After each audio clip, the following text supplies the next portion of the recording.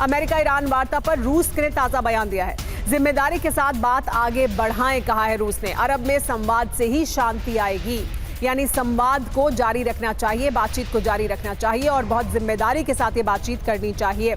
आरजू, तो क्या इस जिम्मेदारी को जाहिर सी बात है समझ रहे हैं और बहुत ज़रूरी है उन दोनों के लिए भी, यानी ईरान, अमेरिका और इजराइल के लिए भी, कि शांति हो, युद्ध के जिस स्थान तक पहुंचे थे वहां से पीछे हटें, लेकिन मिडिल ग्राउंड तलाशने की क्या कोशिश होगी?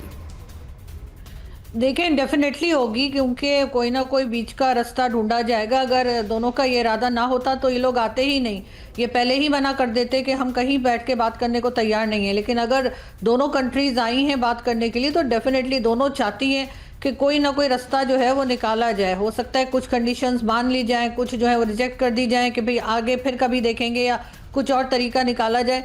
लेकिन इस वक्त लग तो यही रहा है कि कहीं ना कहीं बात को सुना जाएगा और कहीं कोई रास्ता निकाला जाएगा। वरना अगर दोनों ने रिजेक्ट कर देना होता तो वो कंडीशंस तो एक दूसरे की पहले ही रिजेक्ट कर चुके हैं। फिर आपको क्या लगता है वो मिडिल ग्राउंड क्या हो सकता है, जिस पर अगर सारे बिंदुओं पर ना भी आज बात हो या कल तक बात हो और उनको आगे अगले डेलीगेशन लेवल टॉक्स के लिए टाल दिया जाए कि हम आगे फिर बात कर लेंगे, लेकिन कुछ यहाँ से ऐसा हो जो अमेरिका और ईरान दोनों को अपने अपने देश में जाकर कहने के लिए हो कि ये हमने हासिल किया है, वो मिडिल ग्राउंड क्या हो सकता है?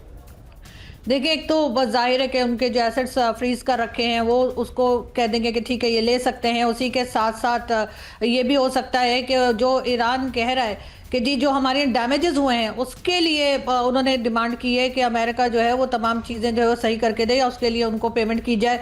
हो सकता है उस जगह पर अमेरिका जो है वो तैयार हो जाए।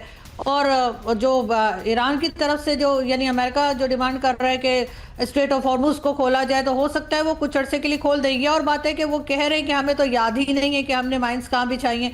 तो ये चीज़ जो है वो कोई मानने को तैयार नहीं होगा कि अब उनको याद नहीं है। तो हो सकता है कि ये दोनों चीज़ें जो है करके और फिर आगे किसी तरफ बात को ले जाया जाए, लेकिन ट्रस्ट नहीं आएगा।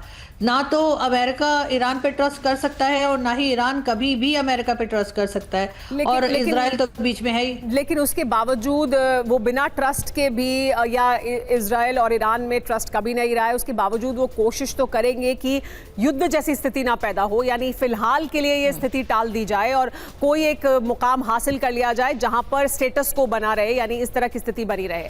क्या हो सकता है इसके बारे में हम लगातार बात करते रहेंगे। बहुत शुक्रिया आरजू हमारे साथ जुड़ने के लिए, और नजर हमारी लगातार बनी हुई है इस्लामाबाद में जो बातचीत चल रही है उसको लेकर, और हम उससे जुड़ी हर तस्वीर और जानकारी भी आपको लगातार देते रहेंगे।